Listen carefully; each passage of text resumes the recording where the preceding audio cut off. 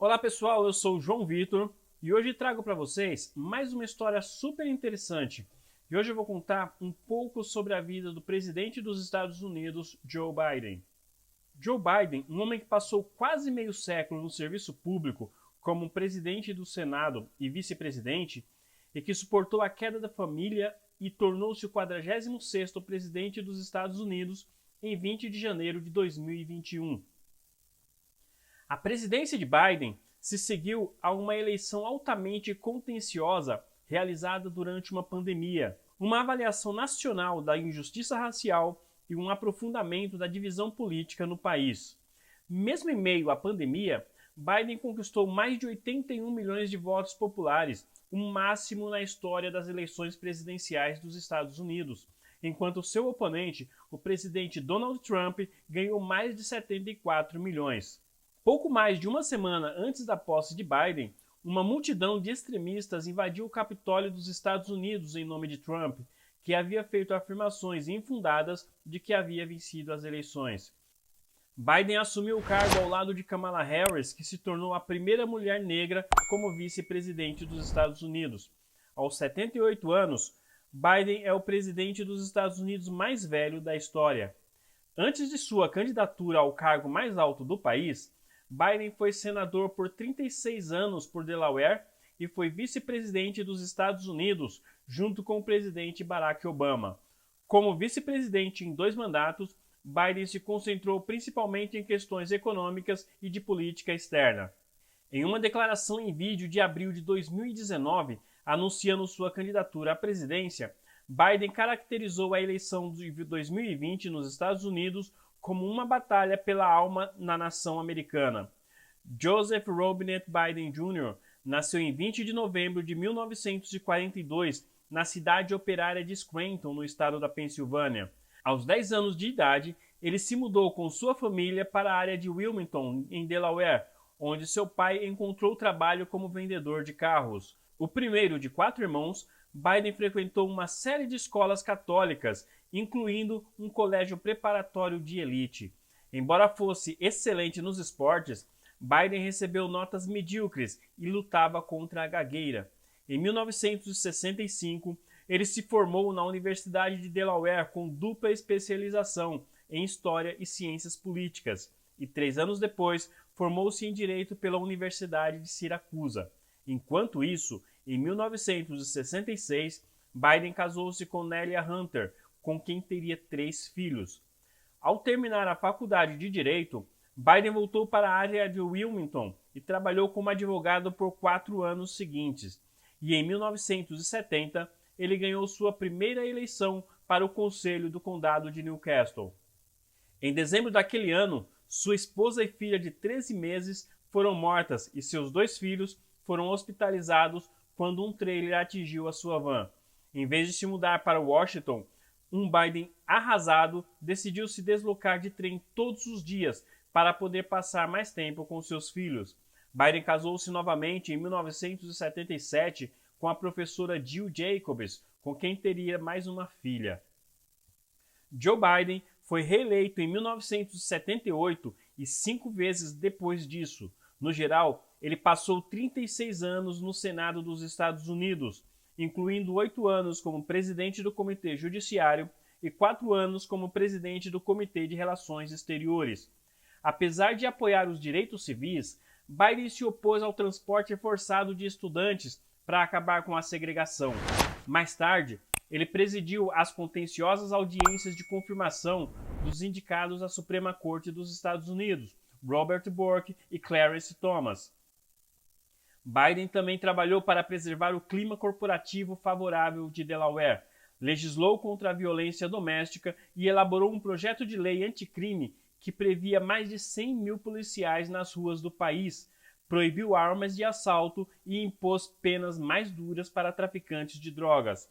Conhecido por seu trabalho em política externa, o senador viajado supostamente chamou o líder sérvio Milošević de criminoso de guerra durante uma visita de 1993 a Belgrado. Quase uma década depois, Biden voltou pela autorização do uso de força no Iraque. No entanto, ele acabou se tornando um crítico da maneira como o governo de George Bush lidou com o conflito. Biden lançou sua primeira candidatura presidencial em 1987. Na campanha, ele parafraseou o político trabalhista britânico Neil Kinnock. Embora tenha acreditado apropriadamente Kinnock em discursos anteriores, ele falhou em fazê-lo durante uma aparição na Feira Estadual de Iowa e até mesmo emprestou fatos da vida de Kinnock. Logo depois, surgiram relatos de que Biden também havia supostamente retirado passagens de Robert Kennedy e Herbert Humphrey, e ele foi filmado adulterando suas credenciais acadêmicas. Com sua candidatura na defensiva, Biden retirou-se naquele mês de setembro para se concentrar nas audiências de Bork. Ele então teve um colapso no mês de fevereiro seguinte devido ao aneurisma cerebral com risco de vida. Biden deu início à sua segunda tentativa na Casa Branca 20 anos depois, durante as primárias de 2008, mas desistiu depois de garantir apenas 1% dos votos dos delegados da bancada democrata de Iowa.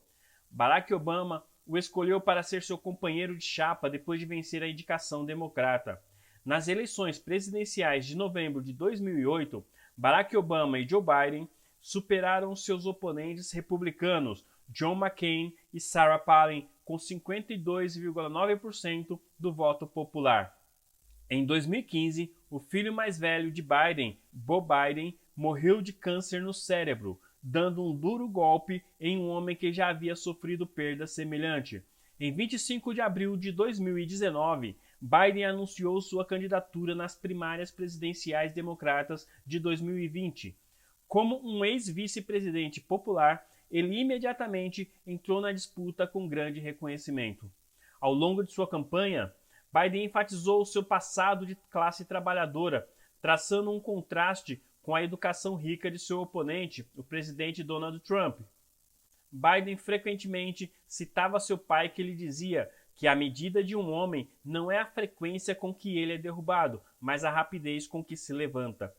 Em maio de 2020, quando a morte de George Floyd pela polícia gerou protestos em todo o país, Biden viajou para Houston para se encontrar com a família de Floyd.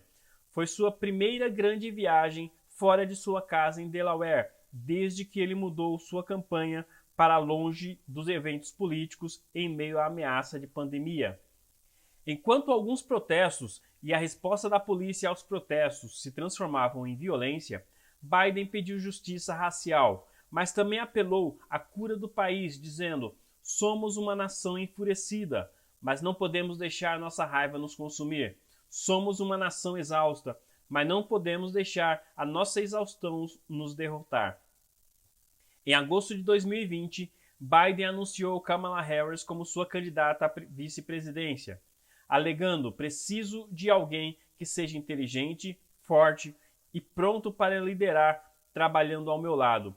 Kamala é essa pessoa." Kamala Harris, uma senadora da Califórnia, havia inicialmente feito campanha em sua própria chapa para a presidência e desafiou Biden em questões raciais durante os debates para a indicação democrata. Com sua escolha, Harris se tornou a primeira mulher negra e asiático-americana a ser nomeada. Antes das eleições, Joe Biden e Donald Trump participaram de 2 debates presenciais. O primeiro, realizado em 29 de setembro, foi um evento caótico, dominado por interrupções, conversas cruzadas e xingamentos.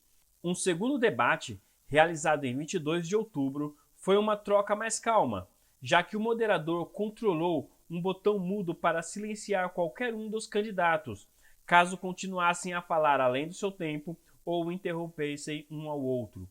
Uma questão eminente durante a eleição foi a pandemia do coronavírus, que ceifou mais de 230 mil vidas americanas e infectou mais de 9 milhões em todo o país.